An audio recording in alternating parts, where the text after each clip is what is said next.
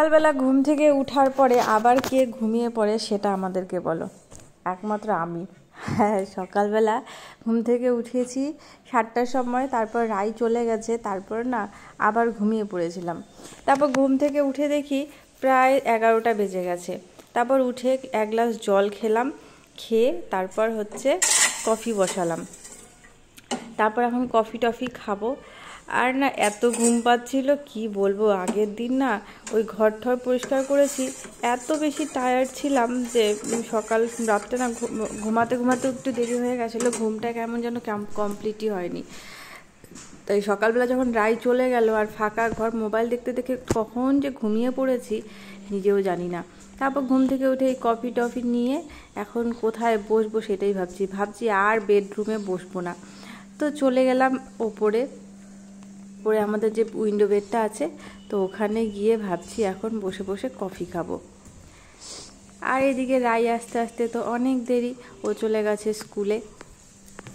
এখন ভাবছি সারাটা দিন কি করব, কোথা থেকে কাজ শুরু করব না করব সেটাই ভাবছি আর কফি খাচ্ছি।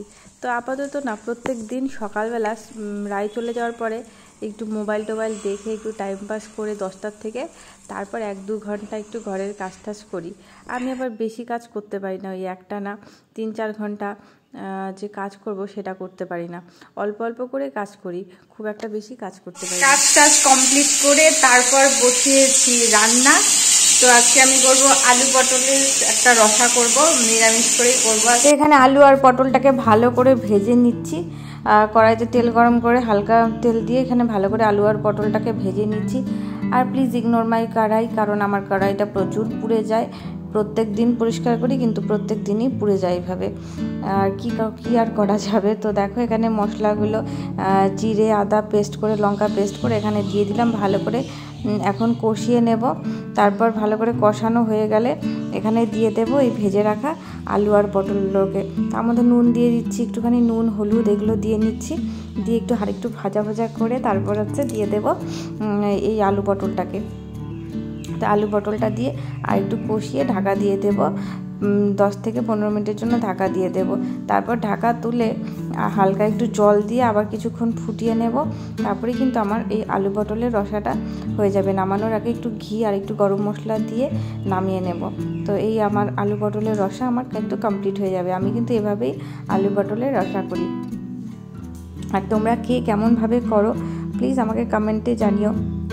তো দেখো এখানটা সুন্দর করে ঢাকা দিয়ে দিলাম। একা কুকিং ব্লগগুলো করো তাদের হ্যাটস অফ। এক হাতে ক্যামেরা ধরা, এক হাতে রান্না করা সত্যি অসম্ভব ব্যাপার। তো আমি এতটুকু রান্না করতেই পাজেলড হয়ে গেছি।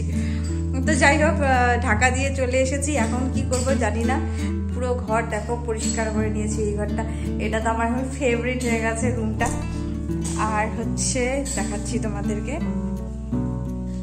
এই দেখো বেডরুমটাও ক্লিন করে নিয়েছি।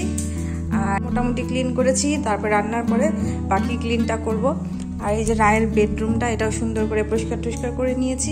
দেখো এখানটায় কি হয়েছে, পাশে যেহেতু বাথরুম আছে তো এই দেখো এই পাশে রংটাও চটে গেছে। হ্যাঁ, রায়ের ওয়ার্ড্রপটাও ক্লিন করেছি। ওর পুরো সব জামা এখান থেকে হাওয়া সব সরিয়ে ফেলেছি। আর শুধু ক্লিন করার বাকি রয়েছে সোফার জায়গাটা, সোফার কাভারগুলোকে ঠিক করবো। ব্যাস আমার আজকের মতন কাজ শেষ। এখন জানি না পুরো দিন আমি কি করব। তো রান্না বান্না হয়ে গেছে, এখন খেতে বসেছি হিউজ ভাত।